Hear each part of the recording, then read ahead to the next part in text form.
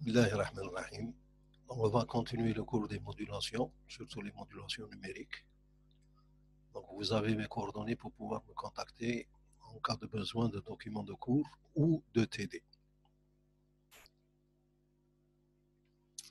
Dans cette partie, on va voir deux types de modulation numérique, la modulation par déplacement d'amplitude, MDA, et les modulations par déplacement de phase, MDP. Donc, pour la première, on l'appelle ASK, et pour la deuxième, on l'appelle la PSK. Donc, on va voir par la suite dans le cours. La modulation par déplacement d'amplitude sont souvent, donc ces modulations sont souvent appelées par leur abréviation anglaise comme étant amplitude shift keying, ASK, donc pour pouvoir donc les dénommer. Cette modulation ne s'effectue que sur la porteuse en phase. Donc, il n'y a pas de porteuse en quadrature, elle est dite monodimensionnelle. Le signal modulé s'écrit M de T, donc c'est le produit du signal A de T qui est le signal modulant par la porteuse cosinus oméga 0T plus phi 0. A de T, c'est égal, donc elle est écrite mathématiquement comme étant la somme sucrale de AK que multiplie G de T moins KT. Ce A de T, c'est le signal modulant, comme je l'ai dit tout à l'heure. Le G de T moins TK, c'est la fonction G de T. Elle est ce qu'on appelle la forme d'onde du signal modulant. Elle est représentée dans le temps sous cette forme-là. Donc, G de T, c'est un signal rectangulaire de durée grand T et d'une amplitude qui est égale à 1. Cette représentation, elle est définie mathématiquement comme étant donc G de T moins KT est égal à 1 si T est compris entre KT et 4 plus 1T. Elle est égale 0 ailleurs, donc ici dans cette partie-là. Donc entre 0T, on peut dire que lorsque le petit t est compris entre 0 et t, elle est égale à 1. Maintenant, on va voir l'effet, parce que les AK sont le train d'éléments binaires qui est représenté ici en rouge. Donc, si je le multiplie, je fais la somme des AKT multipliés par G de T moins KT. Donc, ça veut dire que je multiplie chacun de ces éléments binaires par cette fonction G de T.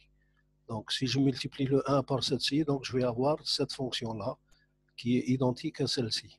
Lorsque c'est 0, donc ça donne un 0. Lorsque c'est un 1, ça redonne un autre donc rectangle, donc de période toujours t, et 0, 0, ça me donne 0, et ainsi de suite. Maintenant, si je remplace ce A de t dans cette première relation, je vais obtenir donc le signal modulé. C'est la somme sur K de AK que multiplie G de T moins KT que multiplie cosinus oméga 0T plus phi 0. AK prend les valeurs dans l'alphabet, donc A1, A2, AM, les valeurs que vous avez ici. Donc, on est dans un cas binaire ici. Donc, il ne prend que deux valeurs, A1 et A2. A1 étant égal à 0, A2 est égal à 1. Dans le cas général, le AK prend sa valeur dans l'alphabet, donc l'ensemble des AI, de I égale à 1 jusqu'à M. Et ces AI, on peut les écrire sous cette forme-là. C'est 2 moins I moins M moins 1 que multiplie A0, qui est une constante, avec bien sûr I allant de 1 jusqu'à M. Le nombre d'amplitudes possibles, c'est grand M qui est égal à 2 à la puissance petit n. Donc 2 à la puissance petit n, donc si n est égal à 1, le petit n est égal à 1, le grand M est égal à 2, et je suis dans ce cas binaire. Suivant la valeur de 1, on obtient le tableau suivant. Donc ici, on vous donne un tableau où j'ai pris seulement 3 valeurs, on peut avoir plus que ça. M, donc c'est la valeur calculée 2 à la puissance n. Donc 2 à la puissance 1, ça fait 2. 2 à la puissance 2, ça fait 4. 2 à la puissance 3, ça me donne 8. Les valeurs de l'alphabet, donc il faut se souvenir que ce M, on a vu que c'est toujours en fonction de A0. Dans le premier cas, j'ai moins A0 plus A0. Lorsque m est égal à 4 et n, petit n est égal à 2, donc je vais avoir 4 valeurs ici pour m. Donc moins 3 A0, moins A0, A0 et 3 A0. Lorsque n est égal à 3, donc la valeur de m devient 8. Et ça passe de moins 7 à moins 5, moins 3 à 0 jusqu'à 7 à 0. Donc si je représente en fonction de ces valeurs de l'alphabet, dans le premier cas, lorsque m est égal à 2, c'est ce qu'on appelle la MDA2 symétrique. Donc elle est symétrique autour, bien sûr, de l'axe ici, l'axe des Y. Et je vais avoir moins A0 et plus A0. Donc ceci, c'est des symboles. Moins A0 plus A0, c'est des symboles, alors que 0 et 1 sont des éléments binaires. Comment ça va se passer? En fonction de la séquence des éléments binaires, 0 et 1, par exemple, ici j'ai un 0, puis j'ai un 1, puis un 0, puis un 1, puis un 0 et un 1, et ainsi de suite. Donc, ça alterne entre les 0 et 1 en fonction de la séquence émise des éléments binaires. Donc, lorsque m est égal à 4, je vais avoir la MDA4 symétrique. Donc, je vais avoir 4 valeurs. Donc, les valeurs ont été attribuées donc, par des valeurs ici des symboles et ici les valeurs des 10 bits. Pourquoi? Parce qu'on prend 2 bits à la fois. Et donc, on a affecté 0,0 à moins 3 à 0, 0,1 à moins A0, 1,1 à A0 et 1,0 à 3 à 0. Donc là aussi, à un certain moment, donc, je vais avoir le premier 10 bits, c'est 1,1, puis il est suivi par 0,1, puis il est suivi par 1,1, puis il est suivi par 0,0, puis il est suivi par 1,0. Et donc, vous voyez, ça va prendre une des 4 valeurs à un instant donné. Donc, une des 4 valeurs au hasard qui va venir en fonction des éléments binaires qui arrivent sur le train. Dans le cas où n est égal à 3, m égale à 8, donc je vais avoir mes 8 points et l'affectation des tribits ici, les digits, des fois on les appelle, ou bien les tribits. Donc je vais avoir des séquences de 3 éléments binaires. Ça part de 0,0 jusqu'à 1,0,0 en prenant bien sûr toutes les valeurs des combinaisons. Les symboles, c'est de moins 7 à 0 jusqu'à plus 7 à 0. Donc ça, c'est ce qu'on appelle les constellations de la modulation. Donc à m égale à 2, m égale 4 et m est égal à 8. Le signal, le signal modulé M de T, on l'a vu tout à l'heure, c'est la somme des AK G de T moins KT. Donc ici, il y a 2 plus. Normalement, c'est un seul plus, cosinus oméga 0T.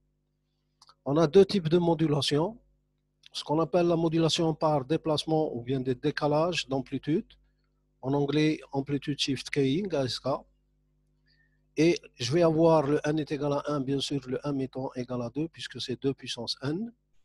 Les valeurs de l'alphabet ou bien des symboles, c'est moins A0 plus A0. Si j'ai une séquence telle que ici, donc j'ai une séquence binaire, attention ici, on les prend donc des séquences élément par élément binaire. Pourquoi? Parce que j'en suis dans le cas de la modulation où m est égal à 2. Donc c'est la MDA 2.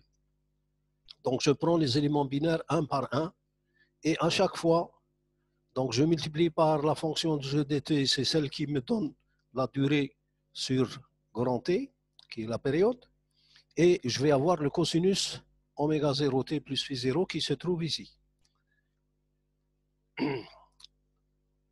À un certain moment, je vais avoir plus A0 et moins A0, et je vais avoir donc un cosinus, ici c'est le cosinus qui est plus.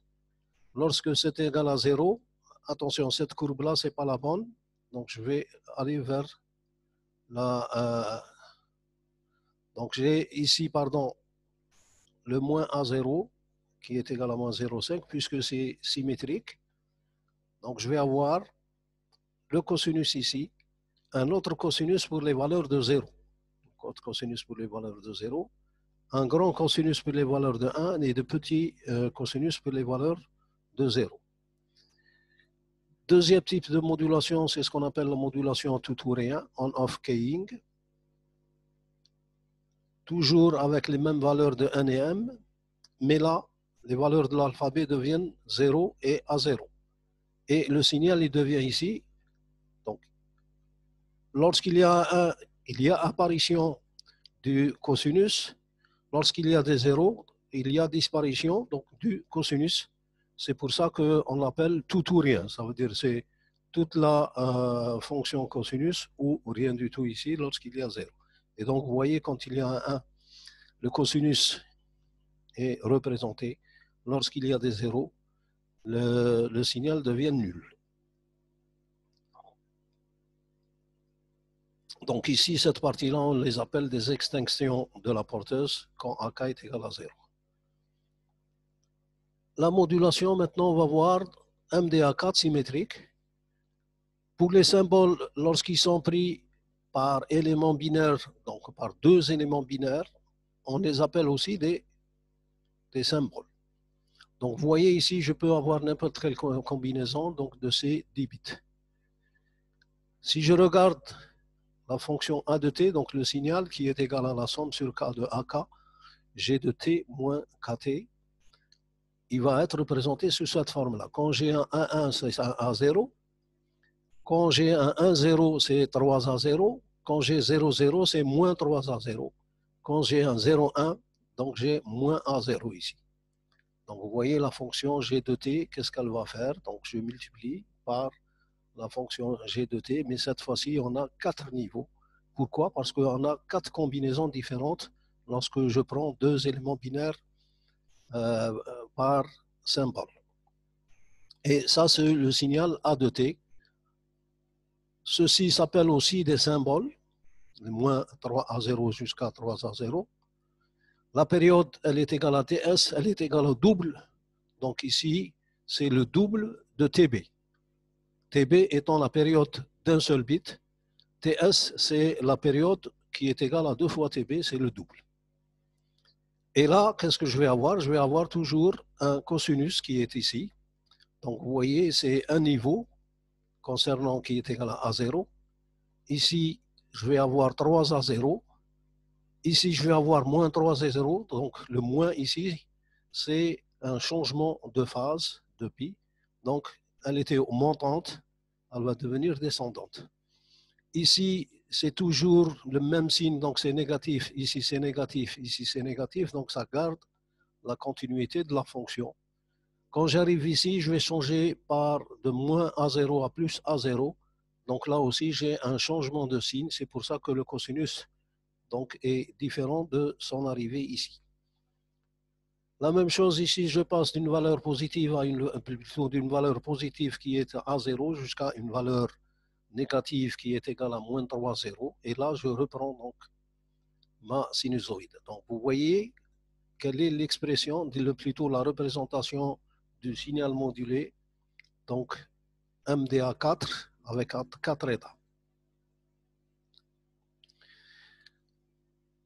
Que des symboles de 2 bits sont transmis simultanément. Donc, on voit bien qu'on transmet 2 bits en même temps à chaque période TS. Que lorsqu'on arrive à la réception, on ne peut pas pratiquer la détection d'enveloppe à la réception. Donc ça, c'est un handicap. Et le spectre de la MDAM, il est donné par gamma MDA de F. C'est M-2-1. Là, on a appliqué la formule de Bennett. Donc, on ne s'attarde pas à la démonstration. Il faut aller donc dans la partie étude de la densité spectrale de puissance et regarder quelle est la densité spectrale de puissance des différents signaux, tels que les signaux NRZ, RZ et ainsi de suite, le signal HDB3 et tout ça. Et donc, vous pouvez calculer à l'aide de la formule de Bennett cette relation. La démodulation et la modulation. La modulation se fait sur une seule porteuse, comme on l'a dit tout à l'heure. Donc, je les AK, je les multiplie par la forme d'onde, j'obtiens le signal A de t, qui est la somme sur K de AK de t, G de t, moins KT. Et je fais une multiplication par un cosinus, c'est la modulation d'amplitude ici, un cosinus oméga 0t plus phi t0, et ça me donne donc le signal mt. Maintenant, pour la partie démodulation, on prend la démodulation cohérente. On l'appelle cohérente parce qu'on doit faire la récupération de la porteuse. Donc, j'ai le signal M de T que j'ai obtenu à la sortie du modulateur. On suppose bien sûr que ce signal M de T a été transmis. À la réception, je vais avoir le signal M de T qui est un peu perturbé par donc, une atténuation et par du bruit. Ce signal M de T, je vais le multiplier par la même porteuse avec une amplitude bien sûr différente. Et ça va me donner, donc par modulation, je vais obtenir le signal S1 de T. En faisant un filtrage passe-bas, je vais avoir un S2 de T. Et ici, j'ai fait la récupération de la porteuse pour que je puisse faire la multiplication avec cette porteuse. Le signal S2 de T, on va voir, il sera échantillonné. Et puis, je vais utiliser un comparateur de seuil pour décider quelle est la valeur reçue à un instant donné. Toujours ici, la récupération de la porteuse, c'est une opération à faire à part. Il y a aussi la récupération du rythme, c'est ce qu'on appelle la récupération de l'horloge. S1 de T qu'on obtient ici, on a vu que c'était la somme sur K de A, K de T, de T moins KT, cosinus oméga 0. Puis je le multiplie par A1 cosinus oméga 0. Donc j'ai un cosinus avec un cosinus. Qu'est-ce que ça va me donner? Donc je vais avoir A sur 2, la somme des KG de T, et cosinus phi de moins 0. Pourquoi? Parce que je vais avoir oméga T moins oméga T qui va disparaître, et il me reste cosinus phi 0 moins phi. Donc phi 0 se rapproche. J'aurai aussi un sinus de l'autre côté, mais ce sinus il sera égal à 0. Phi 0 se rapproche de phi 1, et donc je peux considérer que son cosinus, donc le cosinus de la différence, il est égal à peu près à 1. Et en sortie, je vais avoir le signal S2 de T, pardon, qui est à peu près égal à 1 sur 2, somme des AK G de T moins T. Ce signal-là, il va passer à travers un échantillonnage, donc on prendra des valeurs. Pourquoi? Ceci, c'est quoi? Tout simplement, c'est l'équivalent de A de T qu'on a vu tout à l'heure. Hein. Donc, c'est la même chose que A de T tout à l'heure. C'est une somme de AK multipliée par G de T moins KT. Donc, il va ressembler au signal qui a 4 niveaux. C'est pour ça que je fais un échantillonnage. L'échantillonnage, ça veut dire que je prends des valeurs à des instants donnés à l'aide de cette récupération de rythme de l'horloge. Et puis ici, puisque j'ai 4 niveaux, donc je vais faire un comparateur à seuil. Ce comparateur à seuil, par exemple ici, si j'ai seulement 2 niveaux, je vais dire que si c'est positif, donc c'est un 1, si c'est négatif, c'est un 0. Pour pouvoir comparer les différentes modulations entre elles, il est usage d'exprimer les probabilités d'erreur en fonction de EB sur N0. Donc là, cette probabilité d'erreur, on ne l'a pas calculée dans ce cours, mais on l'avait calculée précédemment dans le cours de communication numérique. Donc elle est égale à m-1, m étant bien sûr le nombre, si c'est MDAM, donc c'est le même m ici, et vous avez toujours cette fonction f de c ou bien la fonction q qui est toujours proportionnelle à EB sur N0. C'est très important ce rapport. EB représente l'énergie émise par bit. En fonction, le N0, il représente bien sûr la densité spectrale de puissance de bruit.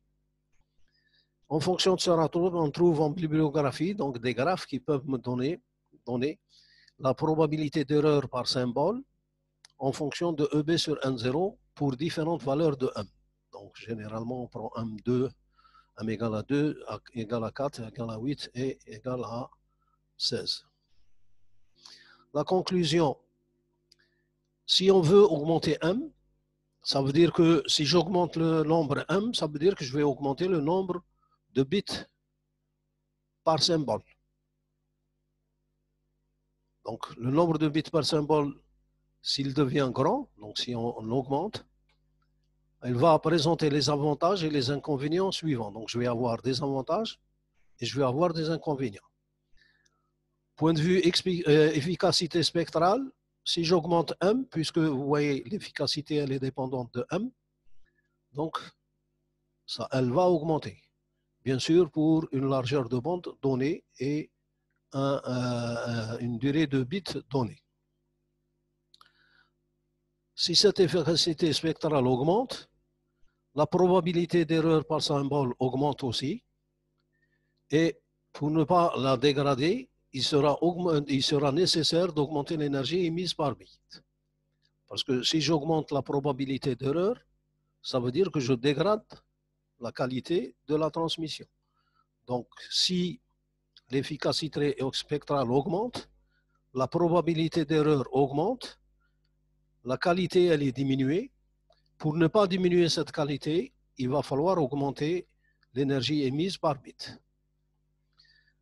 Finalement, ce type de modulation est simple à réaliser. Le circuit est très simple à réaliser, mais elle n'est pas très employée pour M supérieur à 2, car les performances obtenues sont moins bonnes que celles d'autres modulations, notamment pour sa résistance au bruit. Donc, elle n'est pas très résistante au bruit.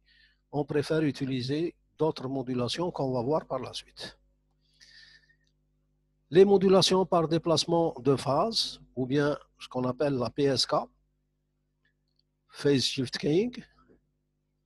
Cette modulation de phase a pour expression générale M de t est égal à la partie réelle de la somme sur K de CKT exponentielle J oméga t plus phi 0. Avec le CKT ici, c'est les AK plus les JBK. Donc le CKT, c'est un symbole. Ça, c'est la partie réelle, donc c'est la projection de CK sur l'axe des I, grand I, ou bien l'axe des X. Et le JBK, c'est surtout le BK de T, c'est la projection donc, du symbole CK de T sur l'axe des Y. Les signaux élémentaires que j'obtiens par projection de CK de T utilisent la même forme d'onde G de T, qui est ici toujours une impulsion rectangulaire de dt et d'amplitude égale à A si T appartient à l'intervalle 0T et elle est égale à 0 ailleurs. Donc c'est ce qu'on a montré tout à l'heure pour la MDA. G de T, elle s'écrit A rect de T sur T. Elle est égale à A si T appartient à l'intervalle 0T et 0 ailleurs. CK de T s'écrit A plus JB, donc AK plus JBK, G de T moins KT, que j'écris sous cette forme-là. Les symboles CK sont répartis sur un cercle. Pourquoi? Parce que j'ai une exponentielle ici. Cette exponentielle ici, donc ça, qui veut dire que c'est un cosinus et un sinus, et les CK sont répartis sur un cercle. Par conséquent, le CK, il est égal à AK plus JB de K, qui est égal à exponentielle J de K. J de K. D'où, donc si je remplace AK par un cosinus et BK, on a dit que CK, quand elle est projetée sur l'axe des X, ça me donne cosinus phi K, qui est égal à AK. Et le CK, quand il est projeté sur l'axe des Y, il me donne BK qui est égal à sinus phi K. Et je peux écrire que AK de T, c'est égal à cosinus phi K G de moins T, donc je le multiplie par la fonction, la forme d'onde qui est G de T. Et le BKT aussi, c'est sinus phi K qui est cette composante, et multiplié par G de T moins KT.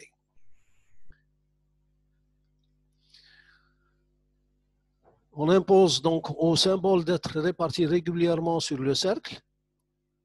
C'est important, pourquoi? Parce que s'ils sont répartis régulièrement sur le cercle, ça veut dire qu'ils ont la même distance entre deux symboles consécutifs, et donc la probabilité d'erreur devient plus simple à exprimer. L'ensemble des phases possibles se traduit alors par l'expression suivante. Donc phi de k, c'est égal à pi sur m plus 2k pi sur m. Lorsque m est supérieur à 2, avec k est égal à 0, 1, jusqu'à m moins 1. Et le deuxième cas, lorsque m est égal à 2, phi k c'est soit 0, soit pi. Donc on a seulement 0 ou pi. On ne peut pas l'utiliser sur cette partie.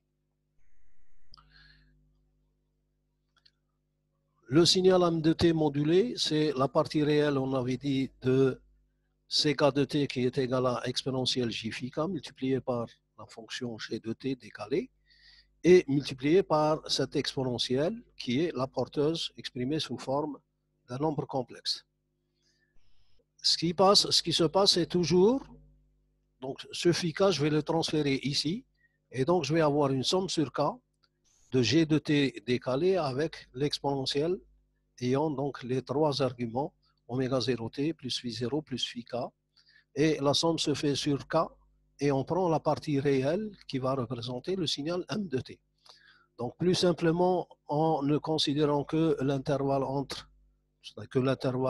d'une période entre kt et k plus 1t, on va avoir, donc j'enlève le g de t puisqu'il est égal à 1 dans cet intervalle-là, ça va me donner la partie réelle de a exponentielle, parce que ici le g de t, il a une amplitude qui est égale à 1, et l'exponentielle avec les trois arguments, oméga 0t plus phi 0 plus phi k.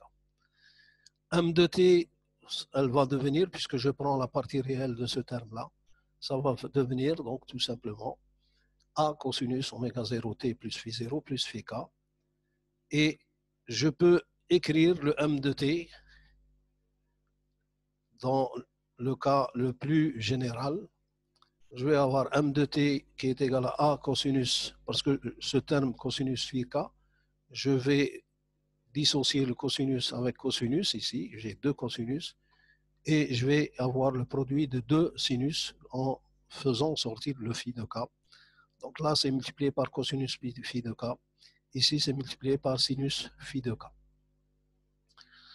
Donc, le cosinus phi k et sinus phi k sont ce qu'on appelle l'argument phi k en fonction de chaque symbole.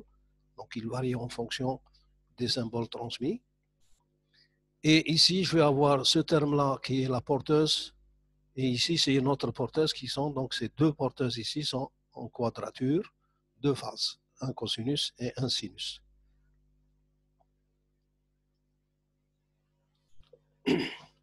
Donc cette expression de la modulation, elle montre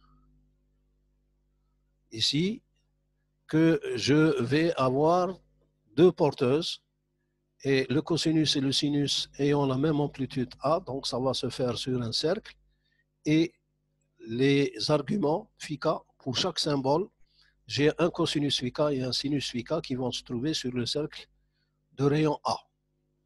C'est une modulation à enveloppe constante. Pourquoi? Parce que c'est toujours A cosinus ou bien A sinus. Donc j'ai le rayon du cercle qui est égal à 1 et donc on appelle ça une enveloppe constante. Cette propriété d'avoir une enveloppe constante est intéressante pour les transmissions sur des canaux non linéaires, ce qui fait de la MDP un outil de choix, par exemple, pour les transmissions par satellite. Donc la MDP4, elle est très utilisée dans les transmissions par satellite. On appelle modulation MDP-M une modulation par déplacement de phase correspondant à des symboles MR. Donc symbole MR, ça veut dire qu'ils contiennent plus de 1 bit. Différentes constellations de MDP pour M égale à 2, 4 ou 8. Donc voici les représentations. Ici, je suis toujours, donc vous voyez que toujours les symboles se trouvent sur un cercle de rayon qui est égal à, ici on l'a montré, égal à M, parce que la fonction de base qui est ici, le psi 1, c'est A cosinus, et pour le la deuxième fonction de base, c'est toujours A sinus. Donc les valeurs des symboles, ce seront tout simplement 1 et moins 1. Pour le deuxième cas, lorsque m est égal à 4, donc je vais avoir toujours le même cercle avec le même rayon qui est égal à 1, avec les mêmes fonctions de base.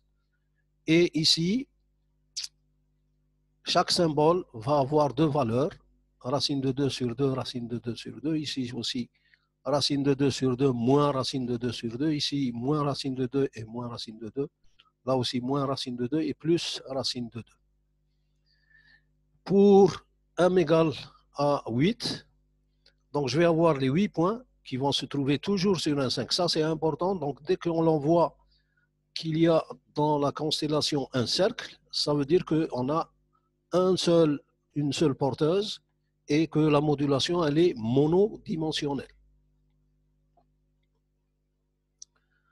Pour m de t, elle est égale, là on a vu l'expression tout à l'heure, et les phi k sont donnés par cette expression qu'on a vue tout à l'heure. Disposition des symboles sur un cercle, l'enveloppe est constante, pourquoi? Parce que c'est un cercle.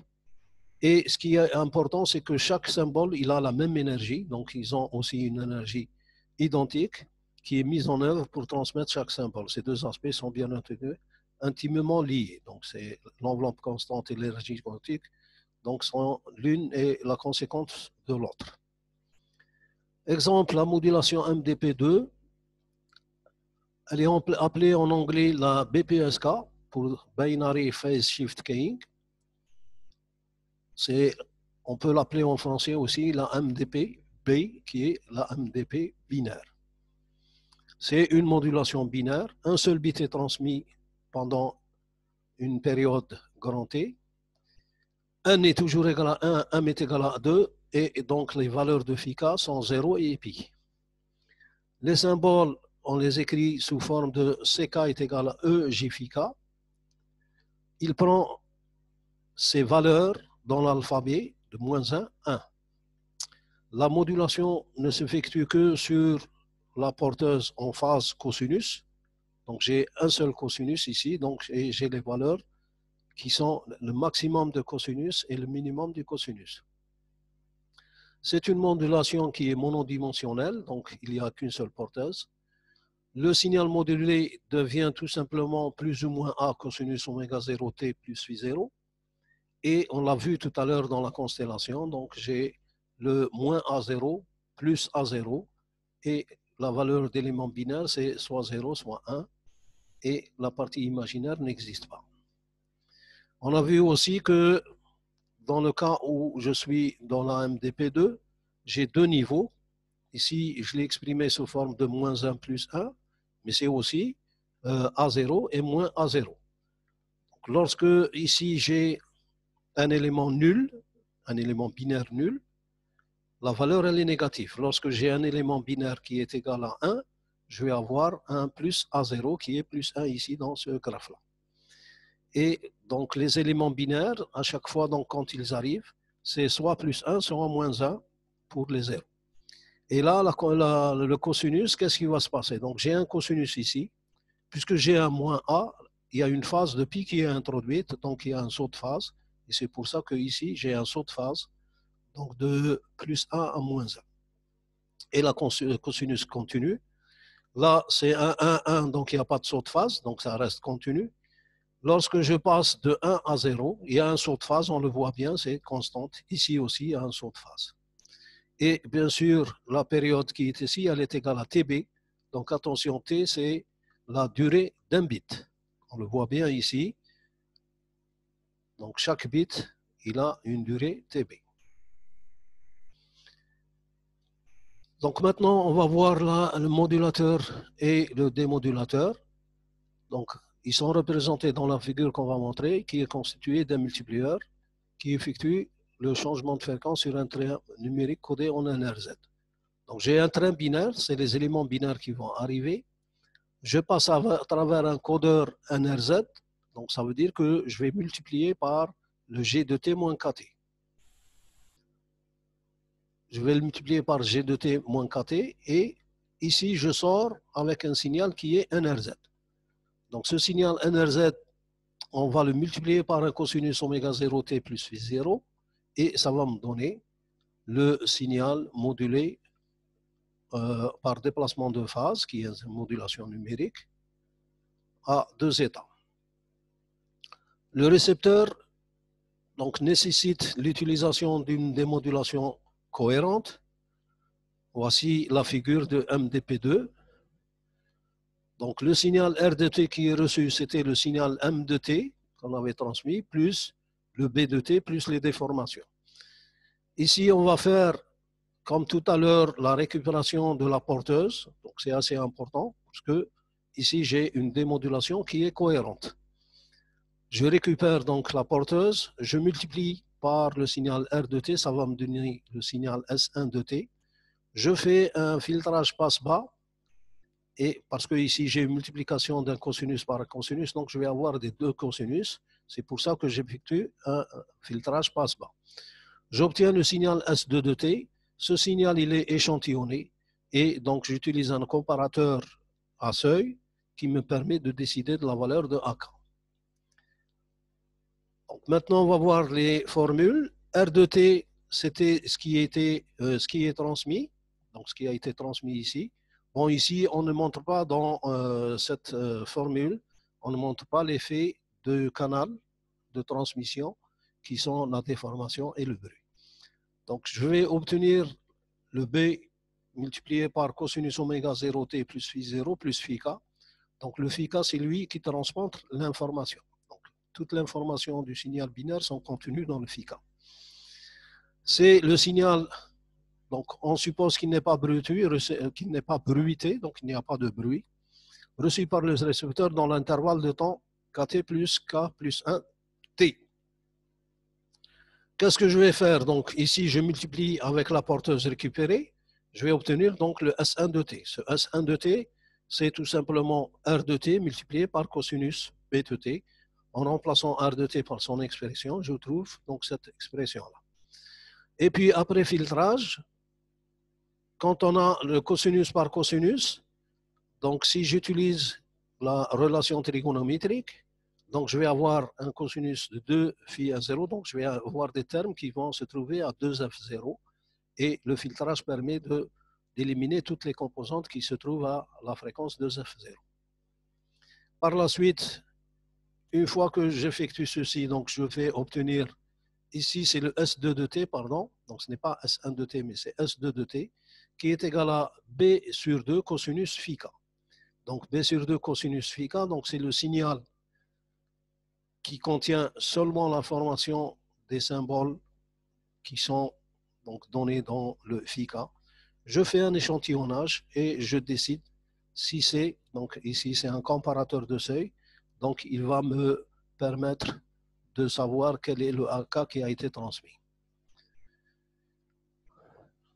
Pour la MDBK toujours, donc j'ai les bits pairs et les bits impairs, donc je regroupe les deux, donc 0, 0, 1, 0, 1, 1 et 0, 1. Donc le symbole qui est associé c'est 0, 0, 0, 0, 0, 1, 1, 1 et 1, 0. Donc je vais voir ceci. Ici, je vais tracer en même temps la constellation qui se trouve sur 2, puisque je suis en MDP4. MDP4, ça veut dire que j'ai deux fonctions de base, ou bien l'axe réel et l'axe imaginaire, Q de T. Et donc, je vais avoir les valeurs, c'est la constellation. Je vais avoir le symbole, les AKBK, la valeur de grand A et le phi K. Ça, donc ces quatre paramètres sont les paramètres des symboles. AK, elle est égale à cosinus phi K, et BK, elle est égale à sinus phi K. Donc si je regarde ici, je vais avoir ce qu'on appelle une enveloppe constante. Pourquoi? Parce que je suis dans la MDP. Et ici, on va vous donner directement la phase de la porteuse, qui est la valeur de phi K. Si j'ai un 0, 0, donc le AK, quand je calcule ici pour le 0, 0, je vais avoir donc ce point-là, qui est égal à 0,7 pour AK, 0,7, c'est racine de 2 sur 2. Et BK qui est égal à 0,7, la valeur de A elle est égale à 1, donc c'est l'amplitude, attention, ce A là, c'est l'amplitude du cercle. Ce n'est pas la valeur que j'ai prise dans la relation de tout à l'heure, qui était A cosinus oméga 0T plus phi 0. Et puis, je vais avoir le phi K qui est égal à 45 degrés. Le phi K qui est égal, parce que j'ai 0,7, 0,7. Là, c'est la valeur de 0,7. Là aussi, c'est la valeur de 0,7. Donc, je vais avoir, je prends 0,7 et 0,7, et ça va me donner le premier point. Donc ça me donne le premier point ici qui est 0, 0. Et l'angle que fait ce point-là avec ce point-là, c'est l'angle de 45 degrés. Deuxième symbole, 0, 1. Donc je vais avoir un signe moins pour AK et un signe plus pour le BK. Donc c'est le point qui se trouve ici. Et avec un angle qui est de 135 degrés. Donc le 0,1 doit se trouver ici. Avec 0,7, moins 0,7 et plus 0,7, ça me donne ce point-là. La même chose pour le deuxième, c'est moins 135, donc ça va se trouver ici. Les deux valeurs de AK et BK sont négatives. J'obtiens ce point-là.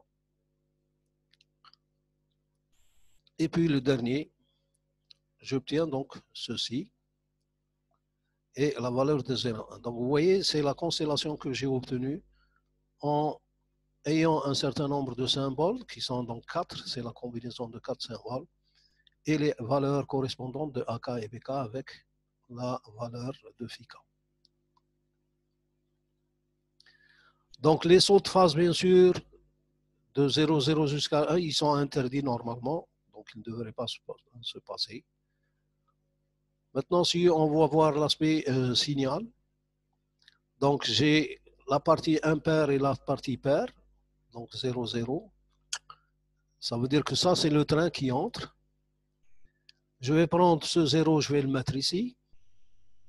Et je vais prendre ce 1 là, je vais le mettre ici. Attention, ici, la durée, elle est égale à 1. Ici, la durée, elle est égale à 2 fois plus. Donc, c'est TB est égal à T sur 2. Ici, c'est la valeur de T. Donc, le grand T, c'est le TS, c'est la durée de symbole, ou bien la période de symbole. Le TB, c'est la période d'un bit, qui est égale à la moitié. Donc, on fait durer chaque bit 2 fois plus de temps pour pouvoir séparer les deux trains. Donc, ces deux trains sont issus de ce train-là, IK. Et ici, c'est le numéro du bit. Donc, vous voyez, c'est 0. Ici, c'est le 1. Puis, le nombre pair sont là. Donc, vous voyez, les nombres sont pairs. C'est le 0, 2, 4, 6, 8, 10. Donc, c'est le numéro de l'élément binaire. Pour le deuxième train, c'est les trains impairs. Et donc, je prends les valeurs impaires. Donc, c'est 1, 3, 5, 7, 0. Et la combinaison des deux, donc je prends le bit ici 0 et le 1 ici qui était 1, donc le 10 bits, il est égal à 0,1.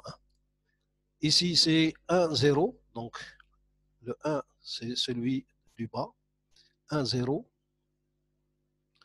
Et puis ici, je vais avoir 0,1. Ici, 0, 0. Ici, c'est 1, 1 et ainsi de suite. C'est comme ça qu'on obtient le chronogramme. Maintenant, si je regarde le signal modulé, le 0,1, j'ai une certaine phase. Puis, il y a un saut de phase, 1, 0. Puis, un saut de phase, donc un autre, puisque ces quatre sont différents. Pardon. Ces quatre symboles sont différents. Et donc, à chaque fois, j'ai une phase différente.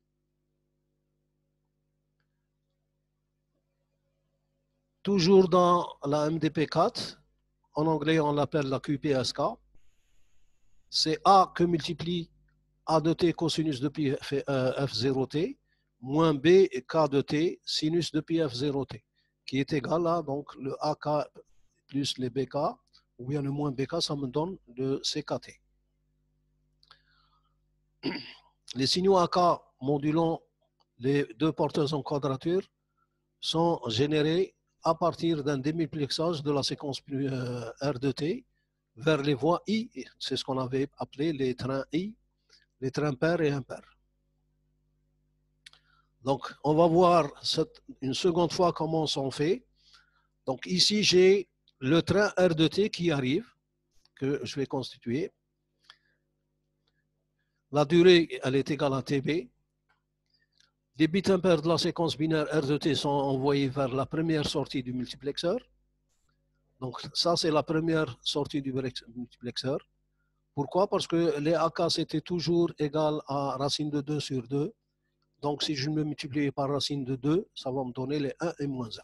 D'accord? R de T, il est égal à 1 et moins 1. C'est pour ça que j'ai ce racine de 2. Ce racine de 2, c'est pour rendre cette valeur égale à 1. Ici, la période elle est égale à 2 TB. Ici, le premier bit il est égal à 1, il va durer 2 fois. Il va durer 2 fois. Le 0, il passe dans l'autre train. J'ai un 1 ici, il va passer ici. Ici, j'ai un 0, ça va rester de 0. Je saute donc un bit et je vais avoir encore 2 0. Donc ici, à chaque fois, je prends ce bit-là, puis ce bit, puis ce bit, puis ce bit. C'est important à saisir, on va le montrer avec des flèches. Maintenant, les bits pairs, donc ce bit-là, ce bit et ce bit, à chaque fois que c'est pair, donc je vais les mettre dans un deuxième train et je vais avoir ces valeurs-là. Donc vous voyez, ici j'ai un 0, ici j'ai un 0 qui va durer 2 fois. Ici, donc je suis au quatrième, c'est un 1, il va durer 2 fois. Donc je suis 1, 2, 3, 4, 5, 6, j'ai un 1. Donc ce 1, il va durer ici encore 2 fois. C'est toujours 2 TB. On sait que TS c'est 2 fois TB, FS c'est FB sur 2. Le débit de symbole est 2 fois plus faible que le débit binaire. Donc le débit de symbole est 2 fois plus faible que le débit, donc c'est la fréquence ici, que le débit binaire. Donc ce FS est égal à FB sur 2. Donc là, on va voir, on va montrer par des flèches comment on va répartir donc les différents bits du train R de T vers A de T et B de T. Donc ce 1 là, il va devenir un 1, mais sur 2 périodes. Ce 1 là, il va devenir en vert un moins 1, puisque c'est moins 1 ici, toujours sur 2 périodes. Ce train là, qui est donc pair, il va se mettre sur le train donc pair. Et le suivant, il va se mettre sur le train impair, et ainsi de suite. Donc, vous voyez comment on a obtenu. Maintenant, on va voir le schéma du modulateur MDP4. Ce train binaire, donc, qu'est-ce qu'il va faire? C'est ce qu'on a vu tout à l'heure. Ici, ce train binaire, il est démultiplié en 2. Donc, je vais sortir avec les AK et BK. Je vais faire une conversion numérique analogique. Donc, la conversion numérique analogique va donner la forme donc, de signal rectangulaire. Et je vais obtenir le AT et le B de T par toujours ce convertisseur numérique analogique. Puis, qu'est-ce que je fais? A de T et B de T sont modulés par 2 porteuses en quadrature de phase, un cosinus oméga 0T plus phi0 et un sinus oméga 0T plus phi2. Donc là, j'obtiens un oscillateur qui va me donner ces 2 porteuses en quadrature de phase en faisant des déphasés de pi sur 2 le cosinus. Et puis, le signal obtenu ici, lorsqu'il est sommé, donc je somme les 2 signaux, j'obtiens le M de T. Donc le R de T, il est là. Donc ça, on l'a vu, les 2 trains sont démultipliés en 2 trains AK et BK pour former les symboles CK qui sont répartis sur un seul qui vérifie donc les relations qu'on avait tournées tout à l'heure, A plus JBK, exponentielle J phi K, qui va donner un cosinus et un sinus phi K, avec la valeur de phi K qui est égale à K, donc 2 pi sur M. Hein. Donc ici, il y a quelque chose qui manque. C'est dû à la figure qui a, disons, obstrué la visibilité de phi K. Et en sortie ici, j'ai les 4 séquences. Ici, vous voyez, c'est à chaque fois, il y a un changement de phase. Il y a un changement de phase en fonction de ce qu'on a montré tout à l'heure. Toujours dans la MDPK, généralement la MDP4, pardon, c'est une modulation ou bien une démodulation de 2 MDP2. Dans la modulation, c'est 2 modulations MDP2. Dans la démodulation, c'est aussi 2 démodulations. On voit ici, c'est la première pour la démodulation. Ici, c'est la deuxième. Donc ça, c'est le schéma le plus général concernant donc la récupération des éléments binaires à partir du signal R de T obtenu. Donc on a toujours cette récupération de la porteuse, mais cette fois-ci, par rapport à l'MDA, je fais un déphasage pour avoir un deuxième. Ici, j'ai un cosinus et ici, j'ai un sinus. Donc à la réception, directement, je fais une modulation d'amplitude, donc modulation à un multiplieur, tout simplement, pour avoir les deux signaux SA1 et SB1 de T. Là aussi, j'effectue un filtrage, donc passe-bas pour enlever les éléments donc, qui sont à 2F0. J'obtiens SA2 et SB2. Ces SA2 et SB2 sont convertis en numérique. Donc, cette fois-ci, c'est conversion analogique numérique pour obtenir les AKBK. Bien sûr, avec la récupération de la porteuse et les deux signaux SA1, SA2 et SB2, je vais faire la récupération du rythme. Et ici, il y a une logique de décodage qui permet donc d'obtenir la séquence IK. Donc, je vais vous donner maintenant un schéma beaucoup plus détaillé. Donc, voilà un schéma un peu plus détaillé que celui de tout à l'heure. Donc, la même chose, je vais avoir le signal R de T.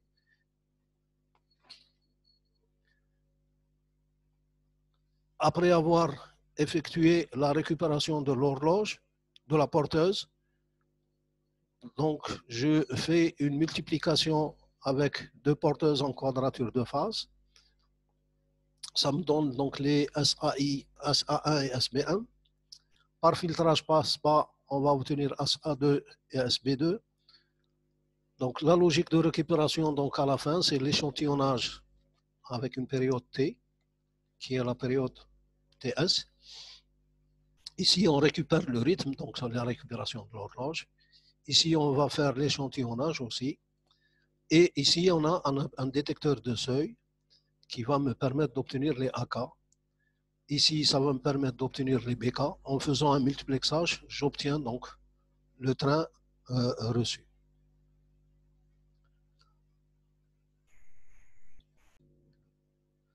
On va voir maintenant l'aspect mathématique.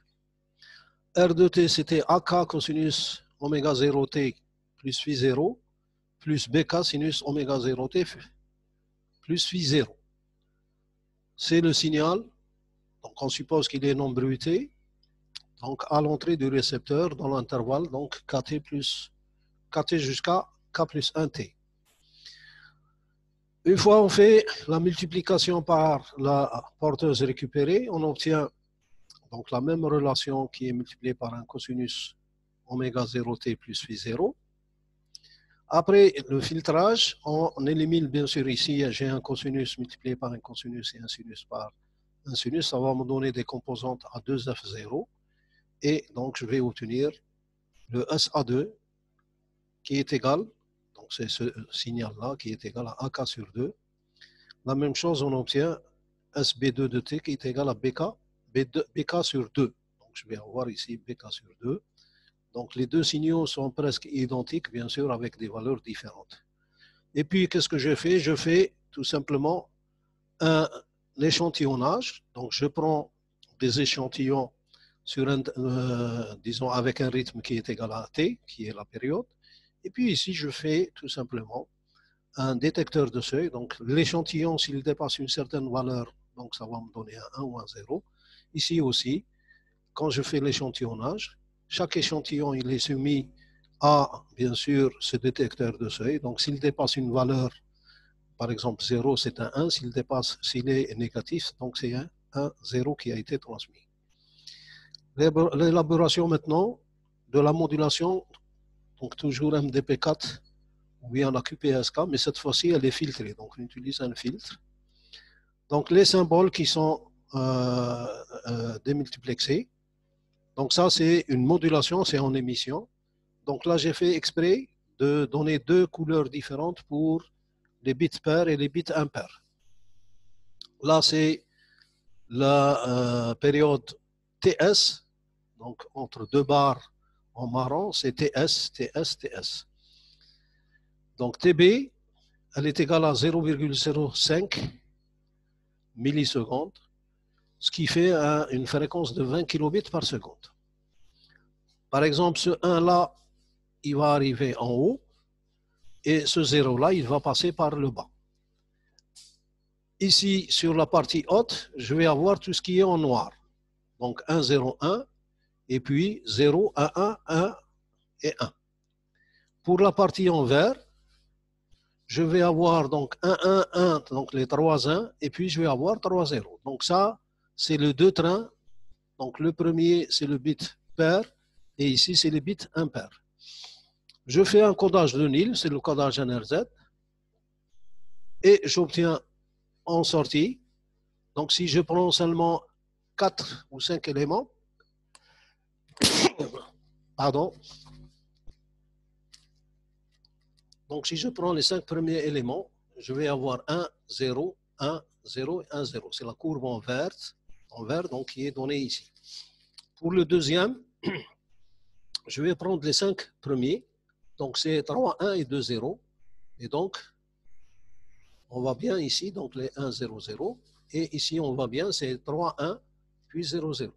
Donc, les deux signaux. Et donc, attention, ici, c'est des éléments binaires. Ici, puisqu'on a fait un codage NRZ, donc je vais avoir un plus 1, et puis je vais avoir un 0. La même chose ici, plus 1, 0, plus 1, 0. Je fais passer à travers un cosinus, ce qu'on appelle un filtrage en racine carrée de Nyquist, donc pour les deux branches.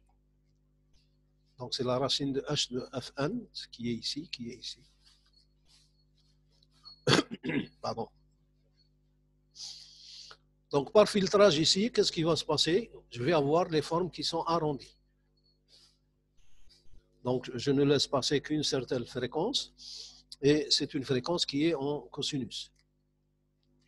Pourquoi? Parce que si ici c'est un signal carré, on sait bien qu'un signal carré il contient une multitude de sinusoïdes.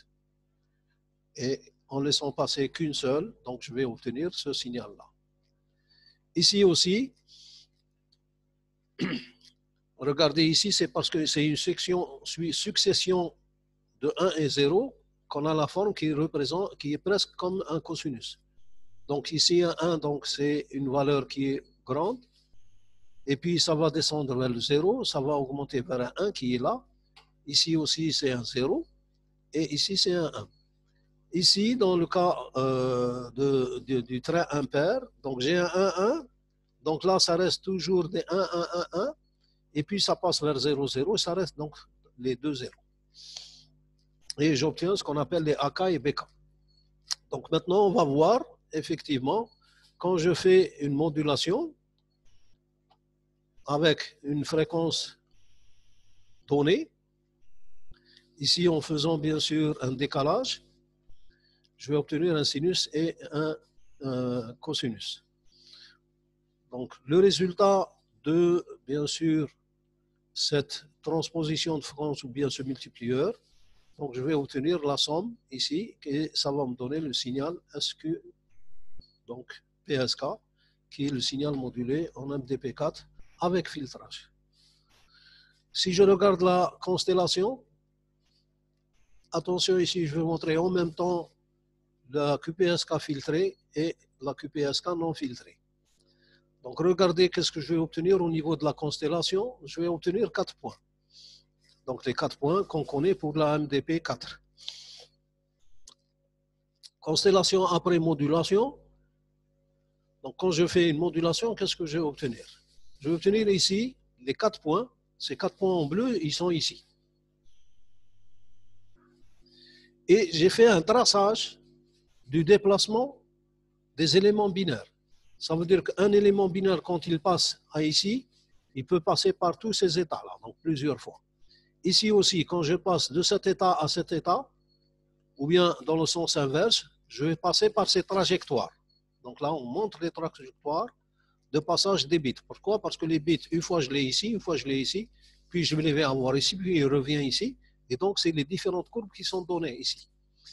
Donc ça, c'est les différents passages à travers les 4 points en fonction donc des éléments binaires qui arrivent. Et c'est aléatoire, on ne peut pas savoir par où il va passer d'un point à un autre. Et donc, on a toutes les possibilités. Donc, ça laisse un traçage. Donc, chaque point, quand il passe d'un point à un autre, il laisse une courbe ici en rouge. Si je regarde à travers ce qu'on appelle le diagramme de l'œil, je vais obtenir ceci. Donc, à travers le diagramme de l'œil, on voit bien que le signal, il passe d'un point, puis il va vers un autre. Il passe de ce point-là à ce point-là, on voit bien. Donc, ici, c'est les 4 points. Mais ici, qu'est-ce qu'on a fait? On a, disons, fait évoluer le signal dans le temps. Ici, le signal, il est fixe. Maintenant, si cette trajectoire, donc si le graphe ici, les axes, si je le fais déplacer à une vitesse t, je vais obtenir ceci, ce diagramme de l'œil. Donc, c'est tous les passages possibles d'un point à un autre, d'ici à ici. Et donc, ces différents passages, avec bien sûr une dérivation dans le temps, ça me donne un diagramme de l'œil. Donc là, c'est le signal que j'obtiens à I de t. Et ici, c'est le signal que j'obtiens sur Q de t. Donc, vous voyez bien qu'il y a deux niveaux à chaque fois. Deux niveaux à chaque fois. Pourquoi? Parce que je suis dans une modulation où chaque point ici, il y a deux éléments binaires. Et c'est pour ça que je vais avoir un point ici et un point ici. Donc, qui est son inverse. Ici, c'est les différents passages donc, qui sont représentés. Et ceci peut être obtenu, par exemple, si vous prenez la sortie du modulateur. Donc, à la sortie du modulateur, je peux obtenir cette constellation, mais je peux obtenir ceci, le diagramme de l'œil, en faisant varier le temps. En termes de spectre, voici le signal que j'obtiens, dBs2. La bande passante, c'est ds que multiplié 1 plus alpha. Pourquoi? Parce que j'ai fait un filtrage qui est égal à 1500. Ici, j'ai la période qui est égale à 2 fois ds. Et ici, en rouge, c'est le signal que j'obtiens après filtrage. Donc, cette courbe-là, elle est obtenue avec une fréquence d'oscillateur qui est égale à 900 mégas, un débit binaire de 2 kilobits par seconde et un débit de symbole, puisque c'est la moitié de ds, c'est 1 kilobit, 1 kilosymbole par seconde.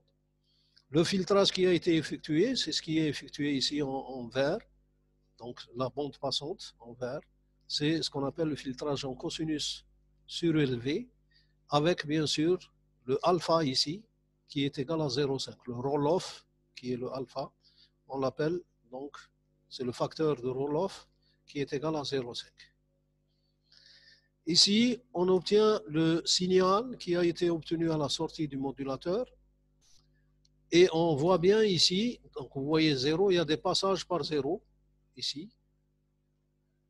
Donc ces passages par 0 montrent qu'il y a eu un saut de phase de pi.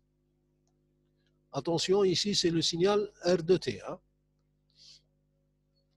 L'amplitude du signal modulé QPSK filtré, il y a une variation d'enveloppe.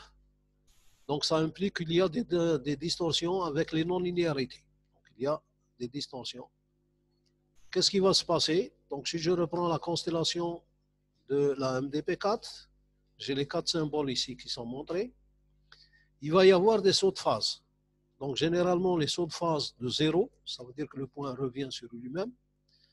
De pi sur 2, donc un déphasage de pi sur 2, donc ça veut dire que je passe d'ici à ici. Un déphasage de 3 pi sur 2, donc 3 pi sur 2, il passe ici. Ils sont autorisés, donc ces trois types, ils sont autorisés. Donc j'ai des déphasages de pi sur 4, de pi sur 2, pardon, ils sont là. J'ai des sauts de phase de pi, donc les sauts de phase de pi ne sont pas autorisés. Donc pas de changement binaire de deux éléments binaires à la fois. Parce que si je passe d'ici à ici, qu'est-ce qui va se passer?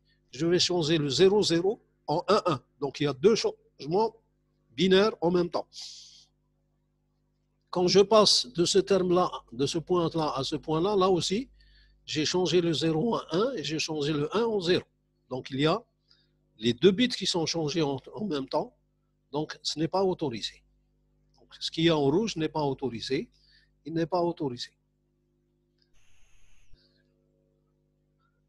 Pour éviter donc cet passage de pi, on va utiliser la modulation avec un offset QPSK. Donc là, on a montré comment on obtient ce 1 là, il devient 2,1 ici. Ce 0, il va devenir donc un 0 sur 2 TB, et ainsi de suite. Ça, on l'a montré tout à l'heure. Ici, qu'est-ce qu'on remarque? On remarque qu'il y a le changement dans le train AK et un autre changement dans le train BK en même temps. Donc, ça veut dire qu'il y a un changement de 2 bits à la fois par rapport à l'état précédent. Donc, ce n'est pas autorisé. La même chose maintenant pour ce qu'on appelle la modulation OQPSK, donc avec un offset. L'offset, c'est quoi? C'est je fais un décalage d'un train par rapport à l'autre.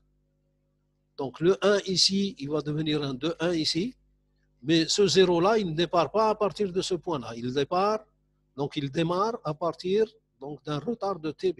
Donc, par rapport ici et ici, regardez, si je remarque, ici, ça commence à partir de 0, ici, ça commence à partir de TB. Donc ça veut dire que ce train-là, on l'a décalé de TB, de TB. Et donc, qu'est-ce qui va se passer? Là, vous avez vu que j'ai le changement de 2 éléments binaires en même temps. Ici, je ne vais pas avoir le changement de 2 éléments binaires. J'ai un changement ici, mais pas de changement ici. Et donc, plus de changement de 2 bits à la fois par rapport à l'état précédent. Donc, il n'y aura pas de passage de phase qui est égal à B. Cette modulation avec offset, la OQPSK, permet de diminuer les variations d'amplitude et donc la sensibilité aux non-linéarités présentes dans une chaîne de transmission. Comment on va faire? Donc j'ai un train ou bien un signal NRZ binaire qui prend des valeurs plus ou moins 1. Je fais la transformation série parallèle. Donc je vais avoir les bits pairs en haut, les bits impairs en bas. Je vais utiliser un retardateur de T. Je vais avoir les AK, je vais multiplier par un cosinus. La même chose, ici, je vais avoir les bits impairs. Donc, il n'y a pas de retardateur ici, donc je retarde seulement un des deux trains. Je multiplie par un sinus de πf0t. Et donc, qu'est-ce que je vais avoir? Je vais avoir les deux signaux en faisant la somme. Je vais obtenir le signal OQPSK. Donc, j'ai retardé seulement un autre. Que se passe-t-il à la phase, aux intervalles de temps t de la QPSK? Donc j'ai 2t. Donc ici, c'est les éléments binaires qui arrivent. Le deuxième train, donc vous voyez que ici, le train, il démarre à partir de 0. Ici, il démarre à partir de la valeur de TB. Donc j'ai le deuxième train qui est donc décalé de TB. Donc ici, j'ai un seul changement. Ici, j'ai un changement. Donc là, ça va commencer à traiter. Donc, le 1, il arrive ici. Et puis de ce 1-là, je vais passer à moins 1. Donc, dans le cas 1, les symboles sont soit 1, 1, soit moins 1, 1. Donc ici, regardez. Ici, qu'est-ce que je vais avoir? Je vais avoir la valeur ici qui est égale à 1. Ici, la valeur, elle est égale à 1. Donc, en ce point-là, je vais passer à 1, 1. Juste après cet instant 1, qu'est-ce que je vais avoir? Je vais avoir un 1 en rouge et un moins 1 pour le bleu. Donc, j'ai moins 1, 1. Et là, on dit que le changement de phase est plus ou moins pi sur 2. Au point 2, qu'est-ce que je vais avoir? Je vais avoir, les symboles sont moins 1 et 1. Donc ici, c'est moins 1 et 1 dans ce point-là. Mais aussi moins 1 et un 1. Donc moins 1 et un 1. Donc attention, ici, j'ai un moins 1. Ici, j'ai un 1. Donc, c'est moins 1, 1. Et ici, qu'est-ce que je vais avoir? Je vais avoir normalement moins 1, qui est donc un changement de plus ou moins pi sur 2. Au point 3, les symboles sont moins 1, moins 1. Donc ici, c'est négatif, ici, c'est négatif. Donc, moins 1, moins 1. Et ici aussi, je vais avoir, donc, dans ce point-là, moins 1, moins 1. Donc, dans les deux cas, ici, c'est moins 1, moins 1. Et le changement de phase, il est égal à 0. Et ça continue, donc à chaque fois, le 4, les symboles sont moins 1, moins 1. Donc ici, j'ai moins 1 pour le 4. Et ici, je vais avoir un 1. Et ici, je vais avoir un moins 1 et moins 1 dans les deux. Regardez, ici, c'est moins 1, moins 1. Ici, c'est 1, moins 1. Donc, je vais avoir 1, moins 1. Le changement de phase, il est de pi sur 2. Les deux constellations les plus utilisées sont la QPSK, donc on la voit ici, et les flèches, ils vont indiquer des chemins le long desquels le modulateur QPSK peut changer d'état. Donc ici, on montre, dans ce cas-là, les différents états de passage d'un état à un autre. Ici, j'ai le passage de ce point vers ce point et inversement, la même chose. Ici, j'ai aussi un passage et ici, j'ai aussi un passage. Donc là, ici, le saut de phase, il est de pi sur 2. Ici, pour ce qui est à l'intérieur, le saut de phase, il est égal à pi. La même chose pour cette modulation avec un décalage de pi sur 2, de pi sur 4, pardon. Là aussi, j'ai toutes les possibilités que je peux avoir. Hein, donc, de ce point à ce point, de ce point à ce point, et les points extérieurs. 8 états de phase possibles pour une modulation QPSK déplacée de pi sur 4. Et cette constellation, on peut dire que c'est le groupement de deux constellations précédentes. Donc, regardez, j'ai cette modulation et cette modulation. Donc, si je les utilise en même temps, je vais obtenir celle-ci. C'est la combinaison des deux. Les codages de phase pour la pi sur 4 QPSK, les crochets ici et les symboles ici correspondent aux deux constellations respectives. Donc, ici, je vais avoir, par exemple, les crochets et ici, je vais avoir les parenthèses. Et donc, si je combine les deux, je vais avoir les 4 points. Donc, ici, entre les crochets, j'ai la première qui est là. Et puis ici, par décalage, je vais obtenir ce qui est entre les parenthèses. Donc, ceci a été obtenu à partir de celle-ci. Donc, vous voyez ici entre parenthèses. Et ici, entre parenthèses, bien sûr, avec un décalage. Ici, c'est 2nTS. Et ici, c'est 2n plus 1 parce que j'ai décalé. Donc ici, j'ai un cosinus et un sinus de πf0t. Ici, j'ai un cosinus de πf0t plus pi sur 4. C'est la même chose pour le sinus. Pour chaque symbole alternatif, les ondes porteuses sont modifiées. Regardez, de A1, 1,1 à moins 1, moins 1. Donc si je regarde, de 1,1 à moins 1, moins 1, et de 1,1 à moins 1, moins 1. Donc, si je fais un changement du crochet vers les accolades, donc si je fais un passage de ceci vers ce point-là, donc de ce point-là, et bien sûr de 1,1 vers moins 1, moins 1, donc on va le voir avec des flèches. Donc voilà ces deux changements, de 1,1 vers moins 1, moins 1, et de 1,1 vers moins 1, moins 1. Donc notez bien que ici j'ai une accolade et ici j'ai des parenthèses. J'ai une parenthèse et une accolade. Nous pouvons passer aussi de 1,1 à moins 1, moins 1. Donc de 1,1 à moins 1, moins 1 ici. Et de 1,1 à moins 1, moins 1 ici. Donc je vais avoir ces deux passages qui sont donnés ici. Ici, qu'est-ce que ça entraîne? Ça entraîne un changement de phase de pi qui n'est pas autorisé. Alors que dans les bleus, j'ai un passage de pi sur 2. Donc je passe de pi sur 2. Un changement de phase de pi sur 4 par opposition à pi sur 2. Lorsque nous passons de 1,1 à 1,1 en QPSK, nous passons de 1,1 à moins 1,1. Donc regardez, quand je passe de 1,1 à 1,1, où est-ce qu'il est? Je passe de 1,1 à plus 1,1. Nous passons donc de 1,1 à ceci, donc de 1,1 entre parenthèses et à 1 entre guillemets.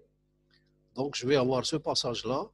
Et là, ça entraîne un passage de pi sur 4 qui est représenté par en rouge. Donc je vais avoir plusieurs. Donc les changements de phase dans la pi sur 4 QPSK sont limités à 3 pi sur 4 qui est en bleu, ou bien ce qui est en rouge, comme j'ai montré ici tout à l'heure, c'était pi sur 4. Donc il n'y a pas de changement de phase 0, donc pas de 0, pas de changement de phase de pi sur 2, ou bien de pi sur 1. Ça veut dire que je ne passe pas de ce point-là à ce point-là. Ils ne sont pas autorisés. Ou bien de ce point-là à ce point-là, là aussi, ils ne sont pas. Toutes les transitions possibles sont affichées dans les flèches. Donc, on ne peut pas obtenir celle-ci, ou bien celle-ci, ou bien celle-ci, donc qui sont un passage de pi. Donc là, c'est les différentes combinaisons pour pouvoir obtenir les différents points qui sont ici. 0,4, 0,4, donc c'est ce qui est autorisé. Diagramme de bloc de l'émetteur pi sur 4 DQPSK, donc avec une différentielle. Toujours le signal d'entrée en NRZ, donc là on l'a transformé, c'est les AK multipliés par G de T moins KT. Donc je fais un multiplexage série parallèle. Ici je fais un mappage des signaux en faisant introduire un FICA qui est égal à FICA moins 1, donc précédent, plus une phase donnée. Des phases, le delta ici, il est donné par ce tableau.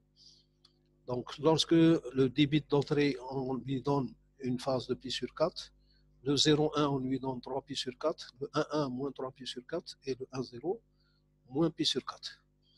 Puis on fait passer à travers un filtre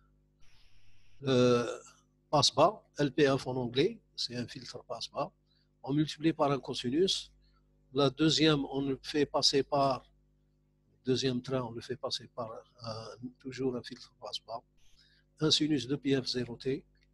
Et puis, je fais la somme des deux pour obtenir le signal pi sur 4 DQPSK. Détecteur, maintenant, on va voir le schéma de bloc du détecteur DQPSK, c'est-à-dire la réceptante. Donc, je vais avoir les deux composantes en phase et en quadrature. Je vais faire le calcul de Q sur E, donc c'est ce qu'on appelle l'arc tangente. Et puis, je fais le calcul de la différence de phase. Donc, je fais un retard. D'un côté, je vais avoir le retard. De l'autre côté, donc, je laisse le signal passer directement. Et je vais avoir un signe moins, un signe plus pour chacun des deux.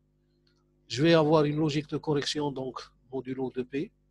Et puis, c'est la séquence. Donc, on obtient la séquence estimée des données transmises. Pour l'efficacité spectrale et le spectre, pour une même rapidité de modulation, R est égal à 1 sur TP. Le spectre du signal modulé de la MDP1 est identique à celui de la MDP2. Toujours pour une rapidité de modulation qui est égale à R, qui est égal à 1 sur T, B bien sûr. Toujours ici, c'est le TB. Le débit binaire, c'est DT est égal à le débit binaire de la MDP multiplié par le 1 log de M par rapport à celui de la MDP2. Pour un spectre identique et donc de largeur de bande B constante, l'efficacité spectrale neta qui est égale à D sur B, elle est multipliée toujours par neta est égal à log à la base 2 de M. Donc c'est expliqué dans ce tableau. Donc la référence, on va la prendre la MDP2. Donc M est égal à 2, c'est la MDP2. Le débit binaire, on va l'appeler D. Et l'efficacité spectrale, on va l'appeler le neta. Donc si je passe à la M égale à 4, la MDP4, le débit binaire, il va être multiplié par log M de 2. Donc M est égal à 4. Donc ce neta, qui n'est pas comme celui-là, il est donc multiplié par 2. Et aussi, donc l'efficacité spectrale pour la référence MDP2, elle est égale à neta. Lorsque je passe à M est égal à 4, donc c'est log à la base de 4, ça me donne 2, c'est 2 fois. Donc ça veut dire que l'efficacité spectrale va doubler, ainsi que le débit binaire qui va doubler. Pour M égale à 8, donc toujours puisque c'est log à la base de M, donc ça va me donner 3, D et 3N. Donc vous voyez que pour une même rapidité de modulation, qu'est-ce qui va se passer? Donc là, le débit binaire, il va être multiplié par log de 2 de M, et l'efficacité spectrale, donc aussi. Pour la 4, la même chose, donc on a 4 fois. Et donc, qu'est-ce qu'on peut dire comme conséquence? C'est plus le nombre de symboles transmis augmente, plus le débit binaire, bien sûr, il va augmenter, et l'efficacité spectrale aussi, elle va augmenter. Les constellations, donc de la MPSK, donc toujours le signal modulé, il est donné par cette relation-là. A rect de t, ça c'est le jet de t, cosinus. Et le φ, c'est lui qui va prendre en charge donc les trains qui sont transmis. Donc f de phi de k est égal à 2i plus 1, 1 pi sur m, avec les valeurs de i allant de 0 à m moins 1. Donc lorsque n est égal à 3, m est égal à 8, c'est 2 puissance 3. Et le phi k, il est égal, ou bien le phi i ici, c'est 2i plus 1 pi sur 8. Donc si je regarde la modulation, donc je vais avoir une amplitude sur l'axe DIK et sur l'axe DQK qui est identique. Donc je vais avoir le 1,1, le 1,1,0, le 0,1 et ainsi de suite. Donc les 8 points, je vais l'obtenir ici. Lorsque je vais avoir m est égal à 4, donc le n est égal à 4 et le m qui est égal à 16, et donc l'efficace c'est 16, ça veut dire que le cercle est divisé en 16 parties identiques. Et donc je vais avoir tous ces points-là, donc 16 points, 16 points, et je vais donner seulement le premier et le dernier. Donc le premier, vous remarquez ici j'ai 3 bits par symbole, ici j'ai 4 bits par symbole, donc ça augmente en termes de débit. Ici, on va voir la probabilité d'erreur par symbole de la modulation PSKM. Donc ça, on l'a montré dans le cours de communication numérique, c'est la probabilité d'erreur sur les symboles qui est égale à la fonction f de c, qui est fonction de EB sur N0 multiplié par un sinus pi sur m qui est dû au passage de phi sur k sur un cercle.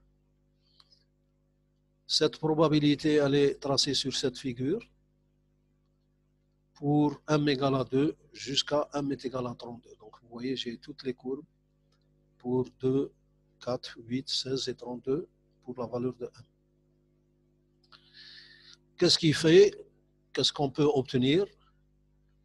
Puisque le m augmente, le nombre de points dans l'encastellation, il augmente, et la distance entre deux symboles adjacents va diminuer.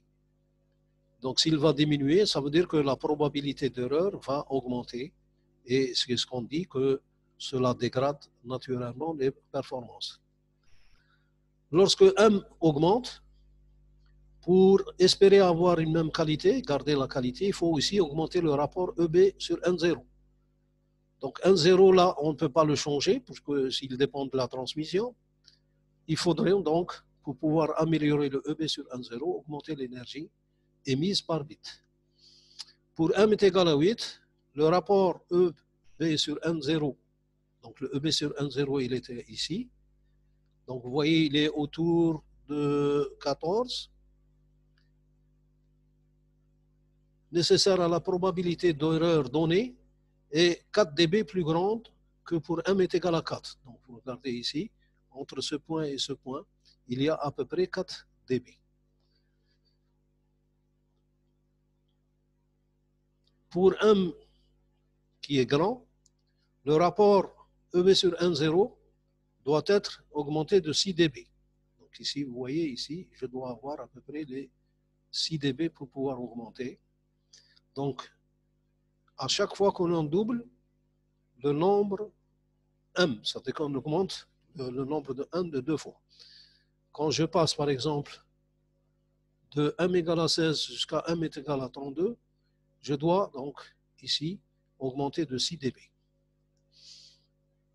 Ici, le spectre du signal, la DSP du signal M de T, sa densité spectrale du signal M de T, si M de T est égal à XC, ça c'est la partie AK et BK, représente le signal en bande de base. M de T est égal à réel. Ici, on utilise bien sûr la notation de ce qu'on appelle la transformée de Hilbert. M de T, c'est la partie réelle de alpha de M exponentielle J oméga T. Donc, oméga 0T plus V0. Si gamma M, AM, F est la densité spectrale de puissance de alpha M, alors la DSP du signal M de T sera, donc on la calcule sous cette forme-là, puisqu'il y a une exponentielle ici.